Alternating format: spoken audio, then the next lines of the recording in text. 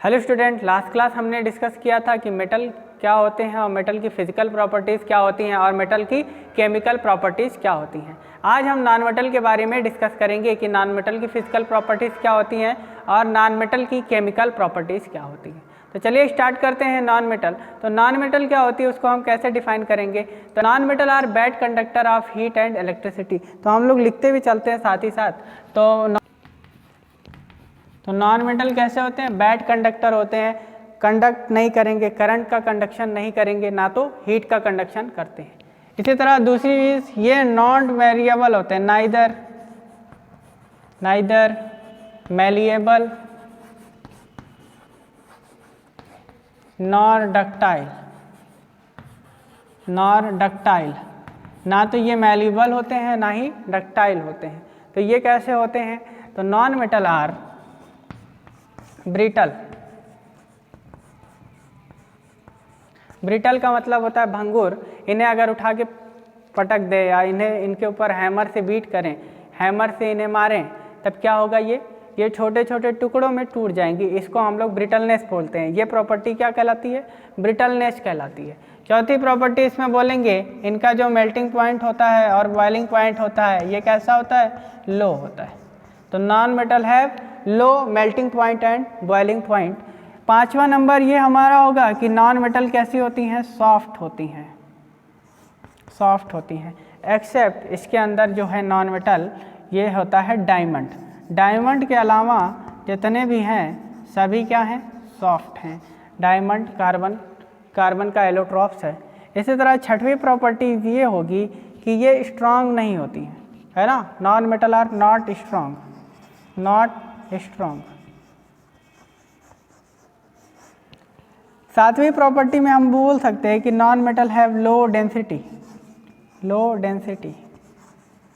और इनकी tensile strength भी कम होती है। टेंसाइल स्ट्रेंथ इनके अंदर नहीं होती है। अगली प्रॉपर्टीज हम लोग इसमें बोल सकते हैं नॉन मेटल की कि ये जो होते हैं ये सॉलिड में भी रहेंगे, लिक्विड में भी रहेंगे और गैस में भी रहेंगे। ठीक है, सॉलिड, लिक्विड, गैस, ये तीनों स्टेट में पाए जाते हैं, जबकि मेटल सॉलिड और लिक्विड स्टेट दो ही स्टेट में पाई जाती थी। तो हम लोग क्या है, non metal bad conductor of heat and electricity. Non metal जो होते हैं वो कंडक्ट नहीं करते इलेक्ट्रिसिटी का और ना ही हीट का कंडक्शन करते हैं। ये नाइदर मैलिएबल नॉर डक्टाइल, ना तो मैलिएबल होते हैं ना ही डक्टाइल होते हैं। ब्रिटल होते हैं, ब्रिटल का मतलब भंगुर होते हैं।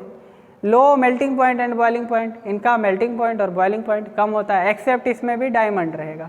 और इसमें जो एक्सेप्शन है, ये एक्सेप्शन इसमें आ जाएगा ग्रेफाइट का। ग्रेफाइट जो होता है वो गुड कंडक्टर होता है इलेक्ट्रिसिटी का। तो ग्रेफाइट का एक्सेप्शन है, उसको छोड़ के बाकी जितने भी हैं सभी क्या होंगे, बैड कंडक्टर होंगे। यहाँ पे सॉफ्ट होगा लेकिन डायमंड हार्ड होता है। नॉट स्ट्रांग नहीं होगा, लो डेंसिटी होती है और ये सॉलिड, लिक्विड, गैस तीनों फेज में पाए जाते हैं। ये तो बात हो गई नॉन मेटल की फिजिकल प्रॉपर्टीज़ की। अब नॉन मेटल की हमें केमिकल प्रॉपर्टीज़ देखनी है। नॉन मेटल की केमिकल प्रॉपर्टीज़ में पहला जो हम लोग का है, रिएक्शन विथ ऑक्सीजन। ऑक्सीजन से रिएक्शन करती है जब नॉन मेटल, तो क्या होता है, तो कोई भी नॉन मेटल अगर ऑक्सीजन से रिएक्ट करेगी तो ऑक्साइड बनाएगी। तो वही बात है कि नॉन मेटल हेडिंग क्या रहेगी यहाँ पे, reaction with oxygen. Non metal oxygen से रिएक्ट की तो क्या बनेगा, ऑक्सीजन से रिएक्ट की तो नॉन मेटल ऑक्साइड बनेगा, नॉन मेटल ऑक्साइड बनेगा। ठीक है, चलो देखते हैं। अगर हमारे पास कार्बन क्या है, नॉन मेटल है, और ये ऑक्सीजन से कर लिया रिएक्शन तो क्या बनेगा, CO2 बनेगा, जो कि क्या है, नॉन मेटल ऑक्साइड है। एक प्रॉपर्टीज और होती है नॉन मेटल ऑक्साइड की कि ये नॉन मेटल ऑक्साइड सॉल्युबल होते हैं वाटर में, और अगर इनको हम वाटर में सॉल्युबल कर दें, CO2 को, ये जो नॉन मेटल ऑक्साइड है इसको हम वाटर में मिला दें तो बन जाएगा एसिड। क्या बन जाएगा, एसिड, H2CO3। इसका नाम क्या हो जाएगा, कार्बोनिक एसिड। और दूसरी बात कि नॉन मेटल ऑक्साइड जो होते हैं ये किस नेचर के होते हैं, तो एसिडिक नेचर के होते हैं।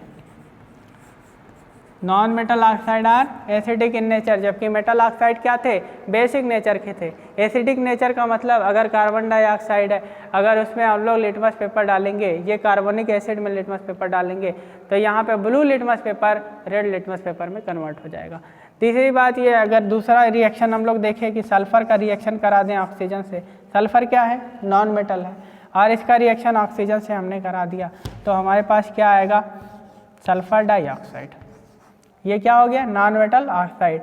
अब यही सल्फर डाइऑक्साइड अगर वाटर से रिएक्शन कर ली तो क्या बना जाएगा, सल्फ्यूरस एसिड H2SO3 बन जाएगा, जो भी क्या है, एक एसिड है। तो अगर कोई भी नॉन मेटल ऑक्साइड वाटर से रिएक्शन करता है तो एसिड प्रोड्यूस करता है, और अगर इनके अंदर ब्लू लिटमस पेपर डालेंगे तो ये रेड लिटमस पेपर में कन्वर्ट हो जाते हैं। तो ये तो बात आती है कि नॉन मेटल अगर ऑक्सीजन से रिएक्ट करेगी तो क्या बनाएगा, तो नॉन मेटल ऑक्साइड बनाएगा। और नॉन मेटल ऑक्साइड जो होते हैं वो एसिडिक नेचर के होते हैं, अगर इन्हें वाटर में डिज़ोल्व कर दिया जाए तो वो एसिड बना देते हैं।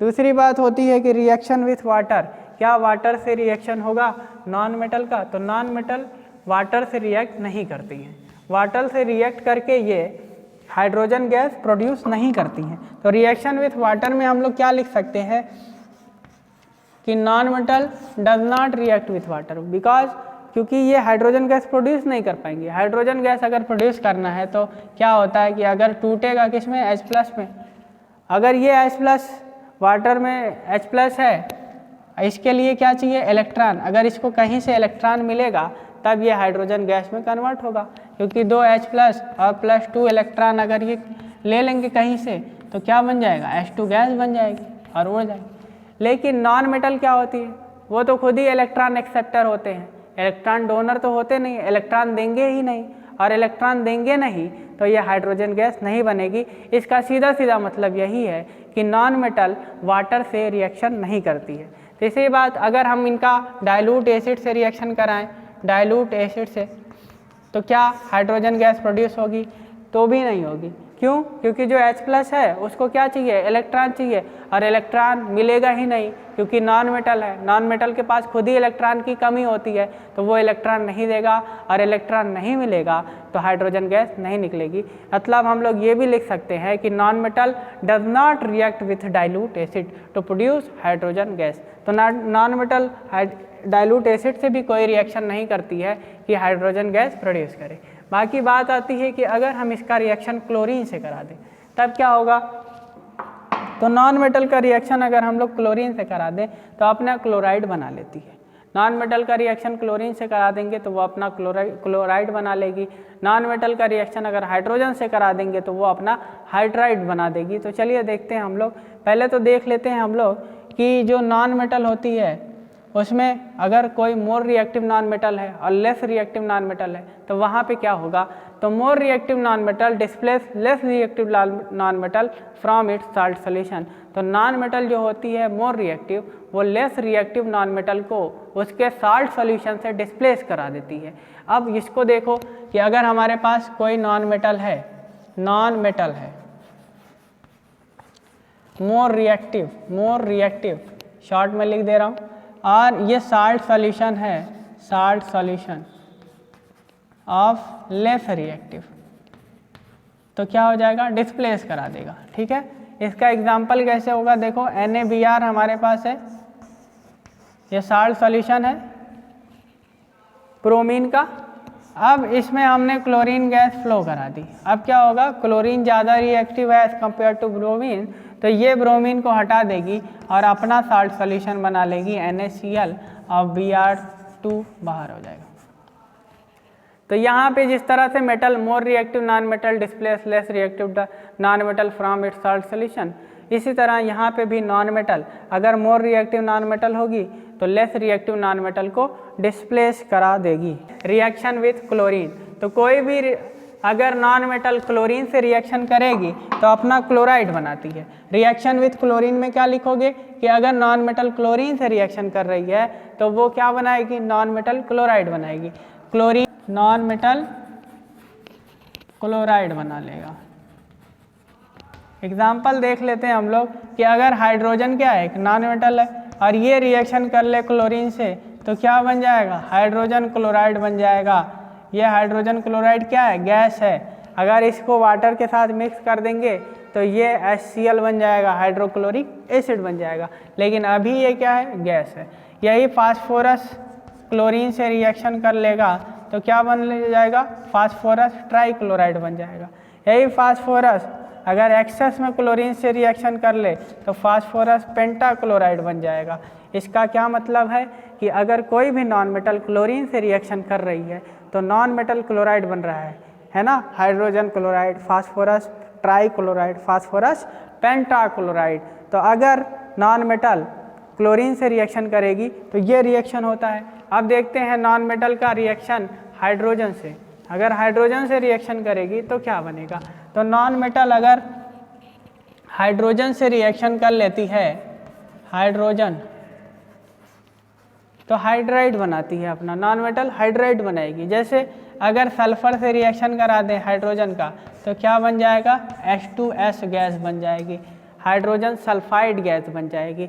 अब ये जो गैस है इसकी जो स्मेल होती है वो सड़े रॉटन एग, सड़ा हुआ अंडा, जिस तरह से सड़ा हुआ अंडा बदबू देता है इसी तरह हाइड्रोजन सल्फाइड गैस भी स्मेल आती है। हाइड्रोजन सल्फाइड गैस की भी स्मेल इसी तरह से आती है। सल्फर का हाइड्रोजन से, सल्फर क्या है, नॉन मेटल, और ये हाइड्रोजन से रिएक्ट करके क्या बना लेगा, हाइड्रोजन सल्फाइड बना लेगा। इसी तरह अगर नाइट्रोजन, नाइट्रोजन क्या है, एक नॉन मेटल है और ये हाइड्रोजन से रिएक्ट कर लेगी तो क्या बना लेता है, अमोनिया बना लेता है, NH3, अपना हाइड्राइड बना लिया। तो कोई भी नॉन मेटल अगर हाइड्रोजन से रिएक्ट करती है तो अपने हाइड्राइड में कन्वर्ट हो जाती है। ये हैबर प्रोसेस से अमोनिया बनाने की विधि, यहाँ पे हम लोग Fe कैटलिस्ट लेंगे और मॉलिब्डेनम कैटलिस्ट प्रमोटर ले लेंगे। तो ये प्रोसेस है नॉन मेटल का हाइड्रोजन से रिएक्शन। अब ये सारे रिएक्शन हो गए नॉन मेटल के, नॉन मेटल की फिजिकल प्रॉपर्टीज़ हो गई, नॉन मेटल की केमिकल प्रॉपर्टीज़ ख़त्म हो गई। अब हम लोग बात करेंगे कि कोई भी नॉन मेटल या मेटल क्यों रिएक्ट करती हैं, वजह क्या है रिएक्शन करने की। तो हम लोग एक चीज़ पढ़े थे, नोबेल गैस। नोबेल गैस क्या होती हैं, ऐसी गैस जो अनरिएक्टिव होती हैं। और नोबेल गैस हमारे चैप्टर में हाई पीरियोडिक टेबल में किस ग्रुप में है, 18th ग्रुप में है, 18वें ग्रुप में। तो हीलियम, नियान, आर्गन, क्रिप्टॉन, जेनान और रेडान, ये हमारी क्या है, नोबेल गैसेस हैं। ये सभी अनरिएक्टिव होती हैं। क्यों अनरिएक्टिव होती हैं, क्योंकि इनके आउटर मोस्ट शेल में कितने इलेक्ट्रॉन होते हैं, 8 इलेक्ट्रॉन होते हैं। और अगर आउटर मोस्ट में 8 इलेक्ट्रॉन होते हैं तो ये कन्फिगरेशन जो होता है इसको बोलते हैं स्टेबल इलेक्ट्रॉनिक कन्फिगरेशन। तो 8 होने की वजह से 8 स्टेबल है, और स्टेबल रहेगा तो किसी और से रिएक्शन नहीं करेंगी। अब इसी के आधार पर, इसी को बेस मानकर कोशल और लेविस ने एक थ्योरी दी थी कि कोई भी मेटल नॉन मेटल क्यों रिएक्शन करती हैं, क्या वजह है रिएक्शन करने की।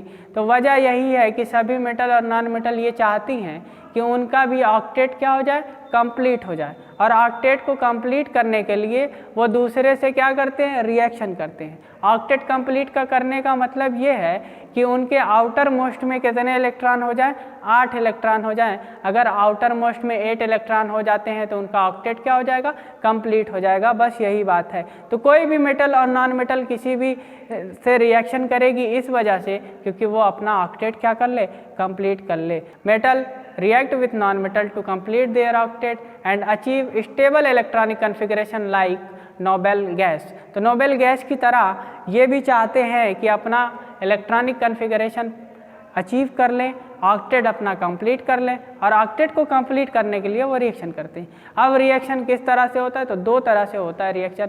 या तो इलेक्ट्रॉन को ट्रांसफ़र कर दें, एक लोग दे दे दूसरा ले ले, तो by the transfer of electron, पहली चीज़ है ना।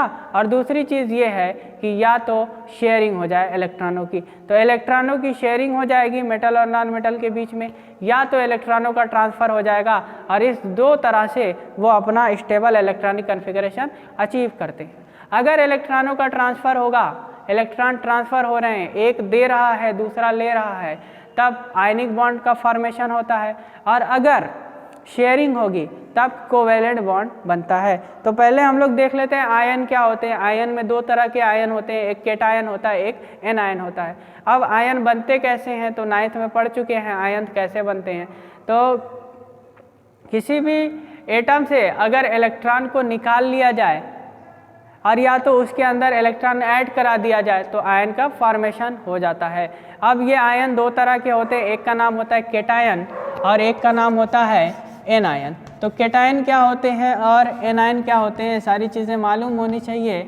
एनायन तो केटायन फॉर्म कब होंगे, जब किसी भी एटम से, न्यूट्रल एटम से एक या एक से ज़्यादा इलेक्ट्रॉन लॉस हो जाए तब केटायन का फॉर्मेशन होता है। जैसे सोडियम, अब सोडियम से हम एक इलेक्ट्रॉन निकाल देंगे तो ये क्या हो जाएगा, Na+ आ जाएगा। क्यों प्लस आएगा, क्योंकि सोडियम के पास 11 इलेक्ट्रॉन थे, 11 प्रोटॉन थे, एक इलेक्ट्रॉन हमने निकाल दिया। एक इलेक्ट्रॉन निकालने के बाद प्रोटॉन कितने हैं, अभी भी 11 प्रोटॉन है, लेकिन इलेक्ट्रॉन कितने हो गए, 10 हो गए। तो प्रोटॉन 11 इलेक्ट्रॉन 10, तो एक पॉजिटिव चार्ज आ गया। अगर 2 इलेक्ट्रॉन निकालेंगे तो 2 पॉजिटिव चार्ज, 2 इलेक्ट्रॉन हमने माइनस कर दिया तो कितना पॉजिटिव, 2 पॉजिटिव, Mg2+। तो अगर किसी भी स्पीशीज़ के ऊपर प्लस आ रहे हैं तो उनको हम क्या बोलेंगे, केटायन बोलेंगे। जबकि अगर किसी भी स्पीशीज़ के अंदर माइनस आए, जैसे एक इलेक्ट्रॉन मैंने और ऐड करा दिया तो ये क्या बन जाएगा, क्लोरीन माइनस बन जाएगा। अगर ऑक्सीजन है, ऑक्सीजन में मैंने 2 इलेक्ट्रॉन ऐड करा दिया, क्यों, क्योंकि ये अपना ऑक्टेट कंप्लीट कर लें, अचीव कर लें electronic configuration of noble gas, इसके लिए इनमें 2 माइनस हो जाएगा। तो ये एनायन होते हैं और ये केटायन होते हैं। अगर किसी भी न्यूट्रल एटम में एक या एक से ज़्यादा इलेक्ट्रॉन को गेन कर ले तब उसे एनायन हो जाएगा, और अगर किसी भी न्यूट्रल एटम से एक या एक से ज़्यादा इलेक्ट्रॉन को निकाल दिया जाए तो केटायन का फॉर्मेशन होता है। अब बात करते हैं आयनिक बॉन्ड कैसे बनता है और कोवेलेंट बॉन्ड कैसे बनता है। तो आयनिक बॉन्ड में क्या लिखेंगे, तो क्या हुआ, the bond which are formed by the transfer of electron is called ionic bond. अब कैसे बनेगा, देखो सोडियम, इसके पहले हम एक चीज़ और सीख लेते हैं, electron dot structure. Electron dot structure क्या होता है कि किसी भी एटम के आउटर मोस्ट ऑर्बिट के इलेक्ट्रॉन को अगर उसके चारों तरफ डॉट के फॉर्म में रिप्रेजेंट कर दें तो इसे हम इलेक्ट्रॉन डॉट स्ट्रक्चर बोलते हैं। जैसे सोडियम का क्या होता है, 11 इलेक्ट्रॉनिक कन्फिग्रेशन करेंगे तो 2 8 और 1 आएगा, 2 8 1 आएगा, मतलब एक आया ना लास्ट में तो एक डॉट लगा देंगे तो ये इलेक्ट्रॉन डॉट स्ट्रक्चर हो गया, किसका, सोडियम का। इसी तरह अगर मैग्नीशियम का इलेक्ट्रॉन डॉट स्ट्रक्चर बनाना है तो मैग्नीशियम का होता है 12, इसका इलेक्ट्रॉनिक कन्फिग्रेशन क्या हो जाएगा, 2 8 2, तो आउटर में कितने हैं, 2, तो इसके यहाँ पे हम कितना डॉट लगाएंगे, 2 डॉट लगा देंगे। एल्युमिनियम Al होता है ना, एल्युमिनियम का कितना हो जाएगा, 13 होता है, तो 2 8 3, तो आउटर में कितने हैं, 3, तो इसके हम चारों तरफ कितना डॉट लगा दें, 3 डॉट लगा देंगे, तो ये एल्युमिनियम का इलेक्ट्रॉन डॉट स्ट्रक्चर हो जाएगा। इसी तरह क्लोरीन का देख लेते हैं, क्लोरीन होता है 17, इसका अगर इलेक्ट्रॉनिक कन्फिग्रेशन करेंगे तो 2 8 7, अब आउटर में कितने इलेक्ट्रॉन है, 7 इलेक्ट्रॉन, तो इसके चारों तरफ कितने इलेक्ट्रॉन हम लोग लगाएंगे, 7 इलेक्ट्रॉन, तो यहाँ पे इस तरह से अगर बना दें तो ये क्लोरीन का इलेक्ट्रॉन डॉट स्ट्रक्चर हो जाता है। ऑक्सीजन का करेंगे तो ऑक्सीजन का होता है 8 2 और 6, है ना, तो आउटर में कितने हैं, बाहरी में 6, तो इसके चारों तरफ हमने 6 इलेक्ट्रॉन को लगा दिया, तो ये बात हो गई इलेक्ट्रॉन डॉट स्ट्रक्चर की। इस तरह से इलेक्ट्रॉन डॉट स्ट्रक्चर बनाया जाता है। अब बात आती है कि आयनिक बॉन्ड कैसे बनेगा, तो हम लोग सोडियम और क्लोरीन के बीच में बना रहे हैं। अब बनेगा कैसे देख लेना थोड़ा सा। सोडियम का होता है 11, सोडियम का क्या होता है, 11 होता है, 11 इलेक्ट्रॉन होते हैं। ये कहाँ जाना चाहेगा, 10 के पास जाना चाहेगा, और 10 होने के लिए इसे क्या करना होगा, एक इलेक्ट्रॉन को लॉस करना होगा। अगर ये एक इलेक्ट्रॉन अपना लॉस करेगा तो सोडियम के पास कितना आएगा, 1+ आएगा। इसका मतलब ये है कि ये अपना एक इलेक्ट्रॉन निकाल देगा और क्या बन जाएगा, Na+ बन जाएगा, ठीक है। इसी तरह क्लोरीन है हमारे पास। अब क्लोरीन क्या होगा, 17 होता है। ये क्या चाहेगा कि इसको एक इलेक्ट्रॉन मिल जाए और ये आर्गन के करीब पहुंच जाए, स्टेबल इलेक्ट्रॉनिक कन्फिग्रेशन, तो ये एक इलेक्ट्रॉन ले लेगा और क्या बना लेगा, Cl- हो जाएगा। अब देखो रिएक्शन कैसे होता है, तो सोडियम का इलेक्ट्रॉन डॉट स्ट्रक्चर कैसे दिखाएंगे, सोडियम के लास्ट में कितना था, एक इलेक्ट्रॉन था, तो हमने एक इलेक्ट्रॉन दिखा दिया। फिर ठीक है, इसी तरह क्लोरीन का इलेक्ट्रॉन डॉट स्ट्रक्चर कैसे हो जाएगा, कुछ इस तरह से हो जाएगा, ठीक है। अब ये सोडियम अपना एक इलेक्ट्रॉन किसको दे देगा, इसको दे देगा, तो दे दिया। जिसने दिया इसके ऊपर क्या आएगा, प्लस, तो Na+ हो गया।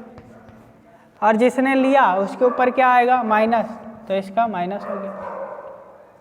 तो बन गया हमारे पास NaCl, और यहाँ से हमारे पास किसका फॉर्मेशन हो गया, आयनिक कंपाउंड का। आयनिक कंपाउंड क्या, सोडियम क्लोराइड। कैसे हुआ, सोडियम के पास 11 इलेक्ट्रॉन थे, उसने एक इलेक्ट्रॉन अपना लॉस कर दिया क्योंकि वो नियान बन जाए, स्टेबल इलेक्ट्रॉनिक कन्फिगरेशन। सेम इसी तरह क्लोरीन के पास 17 थे, वो सोचा एक और गेन कर लेते तो उसका कैसा हो जाता, आर्गन के जैसा हो जाता। तो आर्गन बनने के लिए इसने एक गेन कर लिया। तो जो लेगा इलेक्ट्रॉन उसके ऊपर माइनस, जो इलेक्ट्रॉन देगा उसके ऊपर प्लस। अब ये सोडियम ने अपना एक इलेक्ट्रॉन इसको दे दिया, तो इसके ऊपर आ गया प्लस, उसके ऊपर आ गया माइनस, बन गए कंपाउंड। इसको बोलते हैं ionic compound.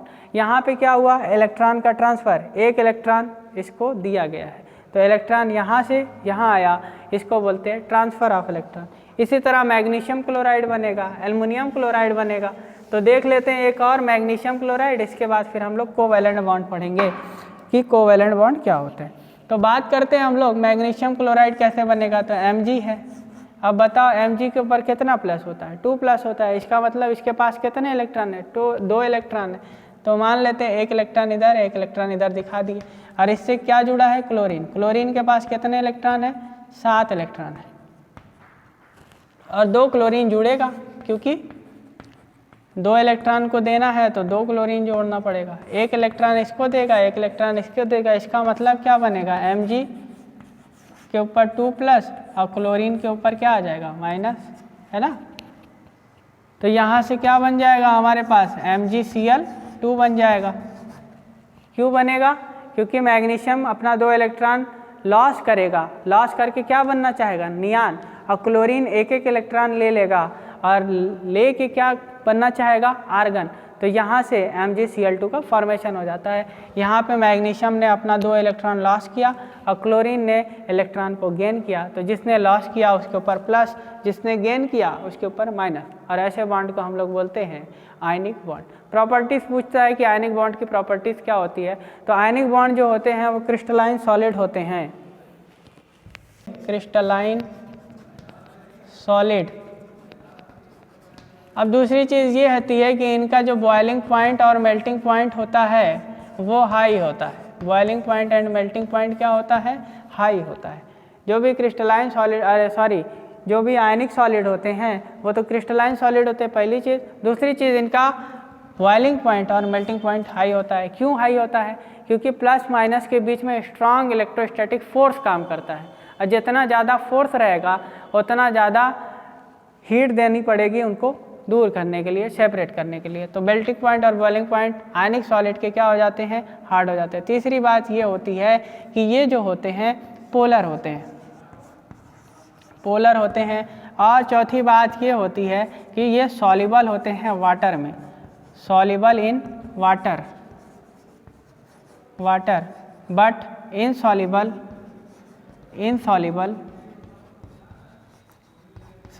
In organic solvent,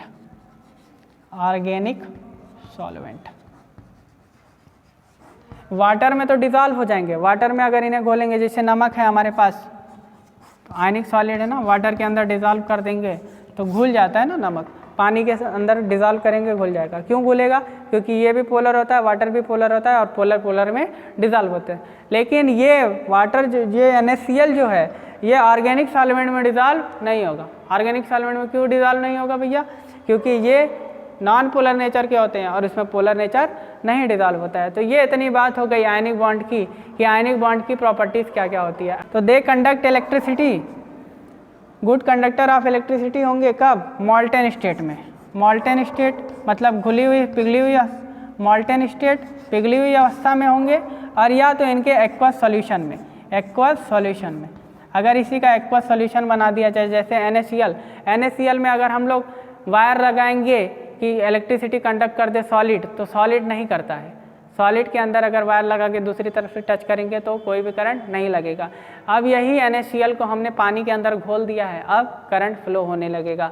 इसी NaCl को, इसी नमक को मैंने गला दिया, पिघला दिया और उसके अंदर अगर करंट फ्लो कराएंगे तो करंट फ्लो करेगा। तो आयनिक solid conduct electricity in their molten state and aqueous solution. तो ये अपने एक्वस सॉल्यूशन और मॉल्टेन स्टेट में क्या करते हैं, करंट को कंडक्ट कराते हैं। बात आती है कोवेलेंट क्या होता है। तो कोवेलेंट कैसे बनते हैं, कोवेलेंट कैसे बनेगा, bye the sharing of electron. अगर इलेक्ट्रॉनों की शेयरिंग हो रही है तो कौन सा बॉन्ड बनेगा, कोवेलेंट बॉन्ड बनेगा, कोवेलेंट बॉन्ड। ये कोवेलेंट बॉन्ड कैसे बनता है, by the sharing of electron. The bond which are form by the sharing of electron are called covalent bond. अब ये कोवेलेंट बॉन्ड कितने होते हैं, तो 3 तरह के होते हैं, सिंगल बॉन्ड, डबल बॉन्ड और ट्रिपल बॉन्ड। चलिए एक एक देखते पहले कि सिंगल बॉन्ड क्या होता है, डबल बॉन्ड क्या होता है और ट्रिपल बॉन्ड क्या होता है। तो सिंगल बॉन्ड में एक एक इलेक्ट्रॉन की शेयरिंग होगी। अगर एक ही एक इलेक्ट्रॉन की शेयरिंग होगी तब सिंगल बॉन्ड बनेगा। अगर दो दो इलेक्ट्रॉन की शेयरिंग हो रही है, 2 पेयर्स ऑफ इलेक्ट्रॉन की शेयरिंग हो रही है, तब डबल बॉन्ड बनेगा।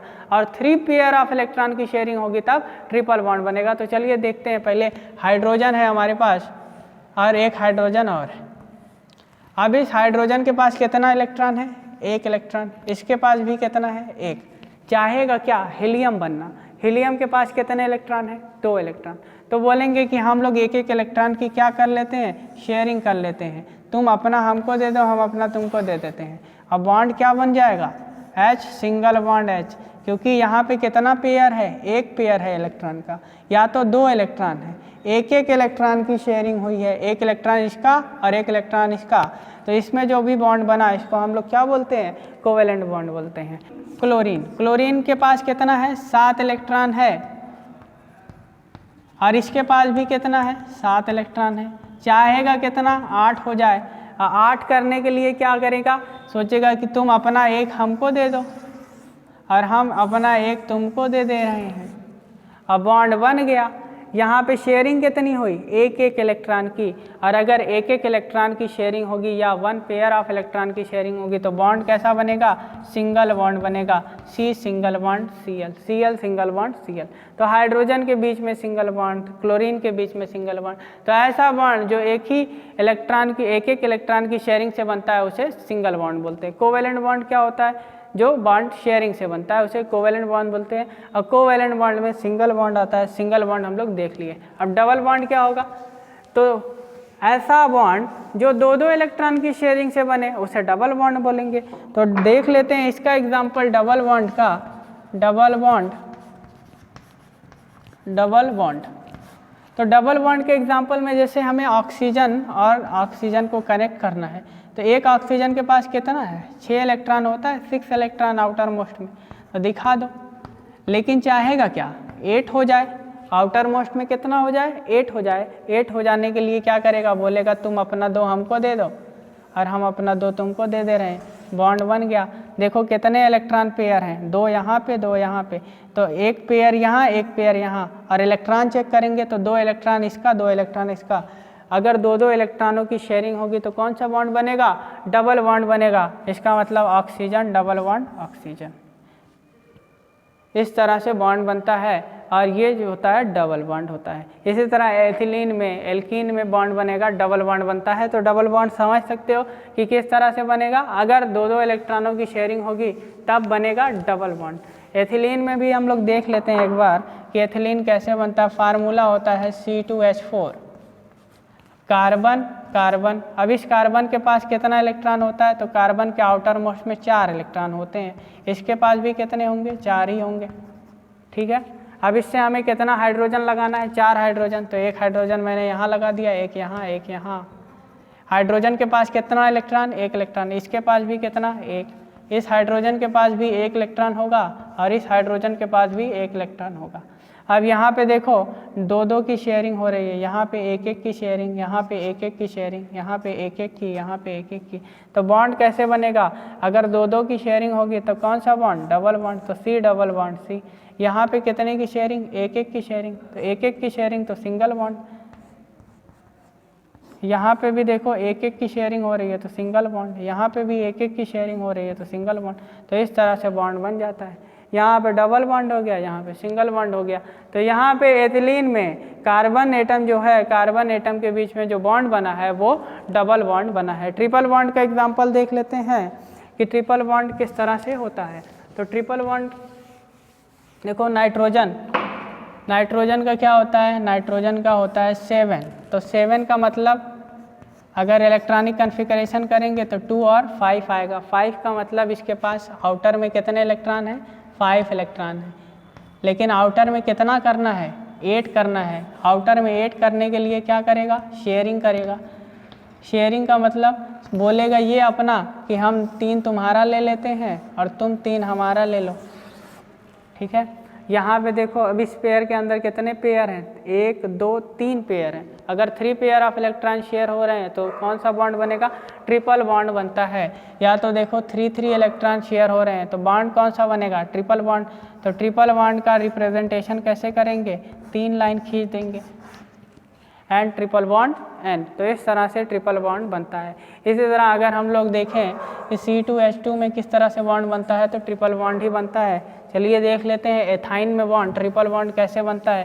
तो एथाइन बनाना है, 2 कार्बन है, कार्बन कार्बन। अब कार्बन के पास कितना होता है, 4 होता है, तो 3 हमने यहाँ रख दिया इसका, 3 इसका। एक कार्बन के पास 4, तो 3 इधर हो गए, 1 इधर मैं लगा दे रहा हूँ कार्बन का।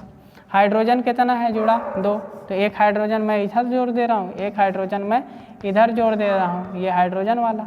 अब देखो यहाँ पे 3 की शेयरिंग हो जाएगी और यहाँ पे 2 की शेयरिंग हो जाएगी। कुल मिला के कितने इलेक्ट्रॉन हो जाएंगे, 8 इलेक्ट्रॉन हो जाएंगे। देखो 2 3 2 5 3 8 इसके हो गए, और इसका भी देखेंगे तो 3 3 6 और 6 2 8। तो यहाँ से 1 की शेयरिंग तो सिंगल बॉन्ड, यहाँ पे 3 की शेयरिंग तो ट्रिपल बॉन्ड। तो बॉन्ड कैसे बनेगा, कार्बन कार्बन, और 3 की शेयरिंग है तो ट्रिपल बॉन्ड, और यहाँ पे 1 की शेयरिंग है तो सिंगल बॉन्ड हाइड्रोजन, और यहाँ पे भी सिंगल बॉन्ड हाइड्रोजन। तो ये तो बात आती है एथाइन की, कि एथाइन में बॉन्ड कैसे बनता है। तो ये बात हो गई सिंगल बॉन्ड की, डबल बॉन्ड की और ट्रिपल बॉन्ड की। बात आती है कि कोवैलेंट कंपाउंड की प्रॉपर्टीज़ क्या क्या होती हैं। तो वहाँ पे हम लोग क्या देखे थे कि आयनिक जो होते हैं वो क्रिस्टलाइन होते हैं, जबकि कोवैलेंट कंपाउंड जो होते हैं वो या तो लिक्विड होंगे या तो गैस होंगे। अब बहुत कम ही कोवैलेंट कंपाउंड ऐसे होते हैं जो कि सॉलिड में पाया जाता है, जैसे आयोडीन हो गया। तो covalent compound generally found in liquid and gas, पहली बात। दूसरी बात ये होगी कि कोवैलेंट कंपाउंड जो होते हैं उनका जो बॉइलिंग पॉइंट और मेल्टिंग पॉइंट होता है वो लो होता है। तो कोवैलेंट कंपाउंड है low melting point and boiling point. तीसरी प्रॉपर्टीज़ हम बोल सकते हैं कि ये जो कोवैलेंट कंपाउंड है ये इलेक्ट्रिसिटी या हीट किसी चीज़ का कंडक्शन नहीं करा पाते हैं, इलेक्ट्रिसिटी फ्लो नहीं करा पाते हैं। Organic solvent such as benzene and carbon tetrachloride, benzene C6H6 benzene और कार्बन टेट्राक्लोराइड CCl4, ये बोलते हैं ऑर्गेनिक सॉल्वेंट। इनके अंदर ये डिज़ॉल्व हो जाएंगे लेकिन वाटर के अंदर डिज़ॉल्व नहीं होंगे। कोई भी कोवैलेंट कंपाउंड जो होते हैं वो वाटर में डिज़ॉल्व नहीं होते हैं, वाटर में इनसॉल्युबल होते हैं, जबकि ऑर्गेनिक सॉल्वेंट जो होता है उसके अंदर सॉल्युबल होते हैं। इतनी चीज़ हम लोग पढ़ चुके हैं भैया। शुरू से हमने क्या क्या पढ़ा, नॉन मेटल पढ़ा, नॉन मेटल की फिजिकल प्रॉपर्टीज़ और केमिकल प्रॉपर्टीज़ देखी। फिर ये देखा गया कि क्यों रिएक्शन होता है, क्यों नॉन मेटल या मेटल रिएक्ट करती हैं। तो ये करने का एक ही वजह है कि ये अपना स्टेबल इलेक्ट्रॉनिक कन्फिगरेशन चाहती हैं। इलेक्ट्रॉनिक कन्फिगरेशन स्टेबल चाहने की वजह से इन्होंने क्या किया, रिएक्शन किया। ये रिएक्शन किस तरह से हुआ, 2 तरह से, या तो ट्रांसफ़र से हुआ और एक शेयरिंग से हुआ। तो ट्रांसफ़र से हुआ तो आयनिक बॉन्ड बना और शेयरिंग से हुआ तो कोवैलेंट बॉन्ड हुआ। दोनों की प्रॉपर्टीज़ पढ़ लिए, चैप्टर हो गया ख़त्म। इसके बाद अगला चैप्टर हमारा कार्बन एंड इट्स कंपाउंड।